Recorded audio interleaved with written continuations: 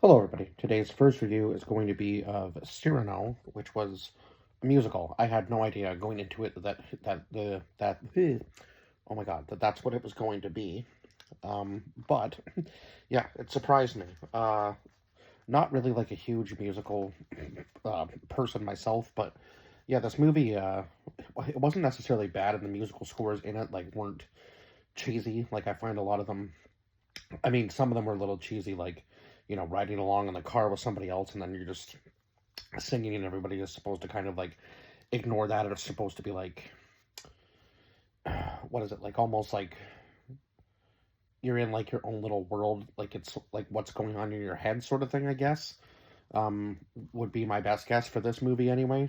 Um, that's just what I got. I gave it a 6 out of 10 because it did have a good storyline and it did have some action sequences that I just wasn't expecting for a movie like this. Now I'm not exactly sure what time it was set in and what war they were going into, uh, or like who, like yeah, I'm not exactly sure like what, yeah, like who they were supposed to be.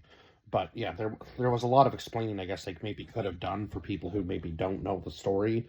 If this is like based on a true story, I'm not really entirely sure. I don't think there was anything that said that. So yeah, very interesting. So anyway, we'll go over the cast list as we always do. So Peter Dinklage, who played Cyrano, uh, yeah, Haley Bennett, who played Roxanne, Kelvin Harrison Jr., who played Christian, Ben Mendelsohn, who played DeGuiche, Monica Dolan, who played Marie, Bashir uh, Salhudin, who played Lebret, Joshua James, who played Valver, Anjana Vasan, who played Sister Claire, Ruth Sheen, who played Martha, Marth, Mother Marth, maybe, and then Mark Benton, who played Montfleury. So, I guess we'll go kind of obviously to the beginning of the story, right?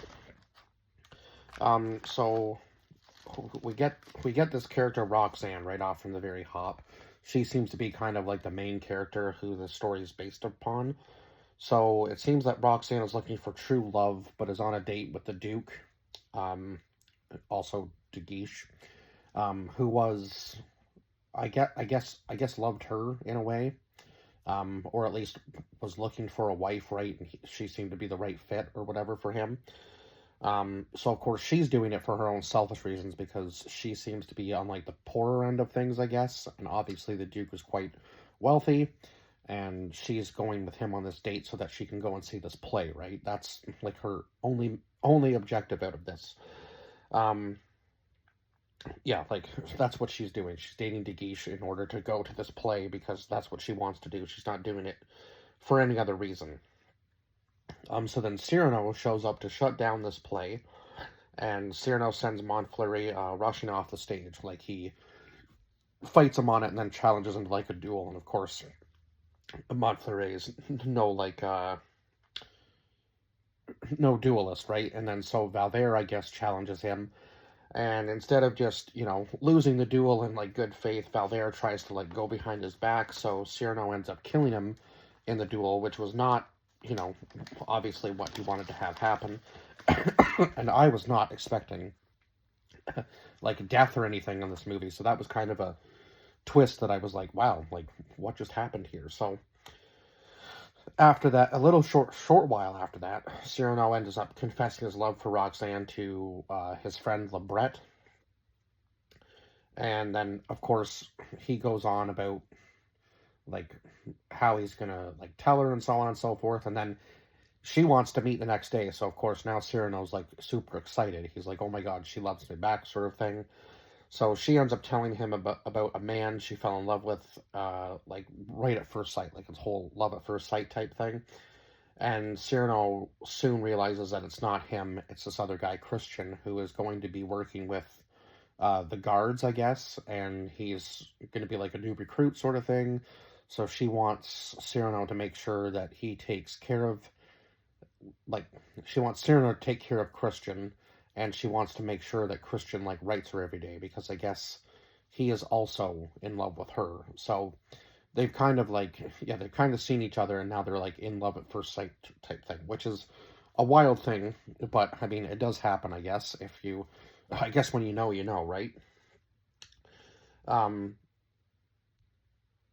so yeah, so they start exchanging the letters, of course, and then of course Cyrano was the one writing them, right? So it's you would think that you would probably pick up on that based on the fact that Cyrano is a poet and Christian has like no knowledge of poetry and she hasn't ever met him before, so it's kind of I think it would kind of be a dead giveaway, right? Like just the way he's writing it.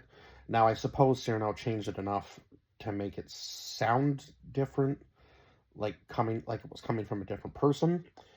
So the Duke tries to assassinate Cyrano, of course, obviously for what he's done, and then offers him uh, like money to publish his works, so his poems, or I guess he can keep sending men after him to kill him, or find some other way to kill Cyrano without, dirtying his own hands, right?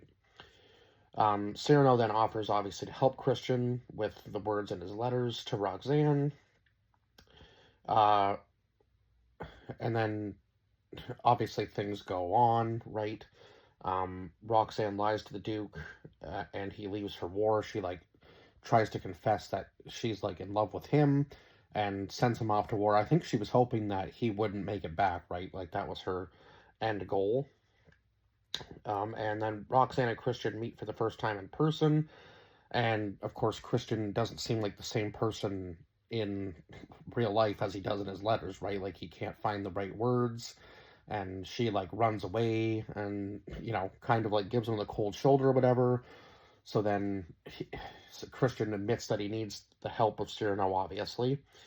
um, and then as time passes, the Duke ends up sending a letter to Roxanne proposing marriage.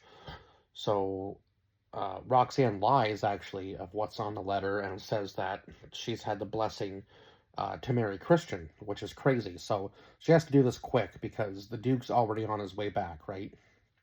So he's on his way back to obviously marry Roxanne because that's what he thinks she wants. So he's kind of like, and then when yeah, he's all like gung ho about what's going to happen, like thinking about like obviously the marriage when he gets back to his place, and then when he gets there, her and Christian are getting married. So now he's kind of in a little bit of a pickle and ends up, I think, yeah, ends up sending Christian and Cyrano off to war with the guard. Now the Duke chooses to send the guards to the front lines, which is kind of crazy. Now I know he says that he didn't have like any selfish reason or anything, like any real reason behind why he sent them, but you know why. It was because Christian was there and Cyrano was there and he wanted them both dead. So obviously he's going to send them out to the front lines in the hopes that they don't make it back, right? Same kind of thing like with what Roxanne was thinking. It was just a whole like vicious circle with all four of them, right? Unfortunately, Christian is killed in battle when he finds out that Cyrano has been writing to Roxanne way more often than he's been telling him, right? And of course, Cyrano still kind of like denies his love at this point for Roxanne. Like, he's trying to say that even though he wrote the letters, it wasn't like Roxanne didn't love him, Roxanne loved Christian, right? So it was just, he was trying to beat around the bush about it and never really, I don't think, actually ever asked Roxanne how she felt about him because he always just thought, there's no way she could love somebody like him. But I think he probably should have maybe talked to her about it or maybe told her when she confessed her love for Christian. Like, he should have just said, like, I've loved you for a very long time.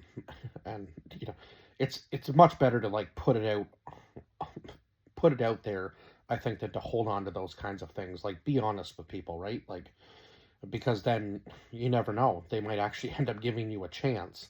So I think you have to be completely honest with people, especially in situations like that. Like, when it comes to, caring about somebody and loving somebody, be open and honest about it with them, right? That just seems like the right thing to do.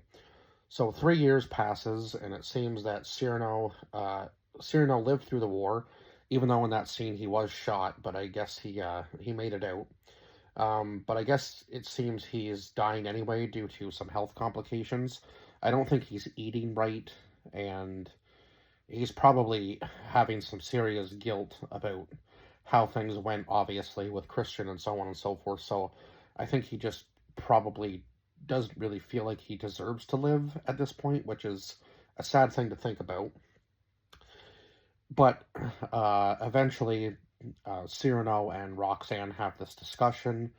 Uh, I guess kind of in like his last moments, right? And then she discovers that it was actually him who wrote all the letters, and it was him that loved her truly, and not Christian, because he was just giving help to Christian in order to write these letters and so on and so forth. So, yeah, unfortunately, Cyrano ends up dying in Roxanne's arms after she confesses that it was him that she loved the entire time. She just didn't even realize that it was him that was writing these letters, right? And she thought she was falling for Christian, but she was actually falling for Cyrano. So, kind of a sad ending to the story for sure.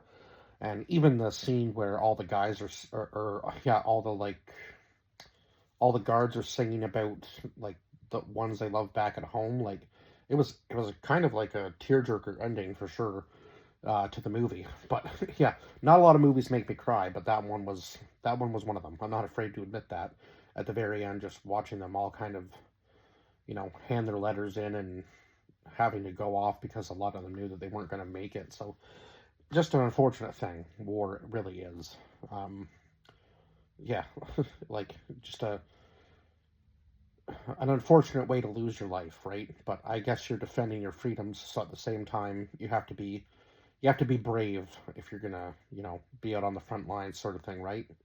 Um, so yeah, it's a commendable thing, but also a very tragic way to lose one's life, and it's unfortunate that anybody has to lose it that way. But yeah, unfortunately, our freedoms wouldn't be there if it wasn't for the men and women that fought for us, right? So it's an important thing, but also a sad thing to lose a loved one, because lots of people have over the years in war. So yeah, a sad thing to think about.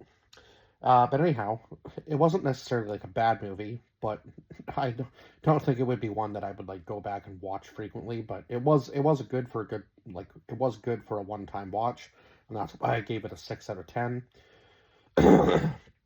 But yeah, other than that, I guess I will see you guys in the next review. Bye bye for now.